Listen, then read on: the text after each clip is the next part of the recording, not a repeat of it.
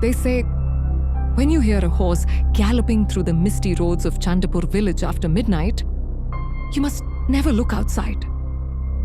Because if you do, you'll see a horse, black as night, running wild without a rider. But the sound of chains dragging on the mud tells another story. Someone is riding it. Someone you can't see.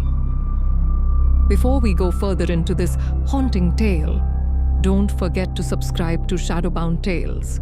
It costs nothing, but gives me the courage to bring you more stories from the forgotten corners of India, where fear still breathes. Now, listen carefully, and don't look out your window if you hear hoofbeats tonight. Long ago, in the farthest end of rural Bengal, there stood a small, forgotten village named Chandipur, a place surrounded by dense forests, muddy trails, and whispers that refused to die with the wind. The villagers believed that after midnight, the forest road leading to the old Zamindar stable came alive, echoing with the sound of galloping hooves. But no one had seen the rider. At least, no one who saw it lived long enough to speak. The story began decades ago, when the British still held their grip over the land, and the Zamindar of Chandipur, Rajen Babu, was a proud man. He owned vast lands and a horse so majestic, the villagers called it Kaalo Bijli, the Black Lightning. Its mane flowed like smoke. Its hoofs struck sparks against the stone path. Rajen Babu was inseparable from his steed. Every night, he rode through the fog-drenched forest roads, claiming it cleared his mind. But one stormy night, everything changed. It was the night of Amavasya, the new moon, when the village sank into darkness deeper than ink. No oil lamp burned bright, no dog barked. Only thunder growled in the distance. Rajen Babu, proud and defiant as ever, refused to rest. He ordered his servant, Hari, to saddle Kaalo Bijli. Hari begged him, "Babu, tonight isn't right." The priest said the spirits walk on Amavasya. Rajen Babu laughed. "Spirits? I own this land, Hari. Let the spirits bow before me." And with that arrogance, he galloped into the storm. The villagers said they heard the horse's neigh tear through the thunder. And then, silence. Morning came. Kaalo Bijli returned to the stable, alone.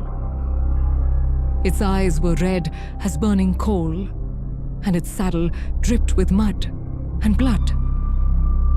Rajen Babu was never found.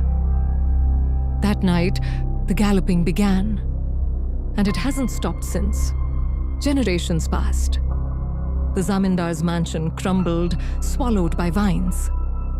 Yet every few weeks, villagers would whisper of hearing that horse. Its hooves beating through the silence, its chains dragging across the wet earth. One night, a young farmer named Dilip decided to prove the legend false. He had heard his grandfather's stories all his life and mocked them. "Ghosts don't ride horses, Dadu. Men do." But old Dadu had looked him straight in the eyes and said, "When you hear the gallop, keep your doors shut and your head bowed. For if you see him, you'll ride with him." Still, curiosity burns brighter than wisdom. And so, on another moonless night, Dilip waited near the old forest path, a lantern trembling in his hand. The air was heavy, damp, and too still. Then it began. The distant echo of hooves. Slow at first, then faster. Thunder without a storm. Dilip held up his lantern, his heart pounding like the drums of the Durga festival. And there it was, Kaalo Bijli. Its mane whipped like smoke, its eyes glowed red, and the saddle was wet, glistening as though someone invisible sat atop it. The horse stopped before Dilip. Steam rose from its nostrils. And then Dilip heard it. A voice, soft close, behind his ear. "Tell Rajan, I found him." The lantern shattered as Dilip screamed. By morning, only his footprints were found, leading to the forest, ending abruptly at the old pond. The villagers never spoke of him again. Even today, the villagers say Kaalo Bijli rides through Chandipur, searching for someone. Perhaps Rajen Babu's lost soul. Perhaps the next fool who dares to witness it.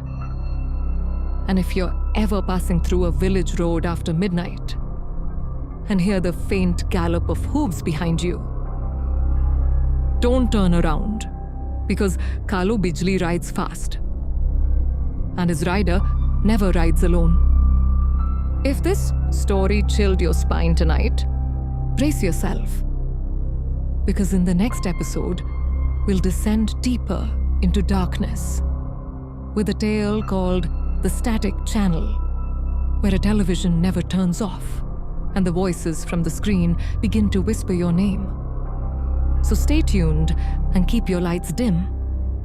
And if you've made it this far, you already know. Stories like these live on only because of you. So go ahead, subscribe to Shadowbound Tales. It costs nothing. But it gives me the strength to bring you more nightmares from the unseen corners of India. Sleep well, if you can.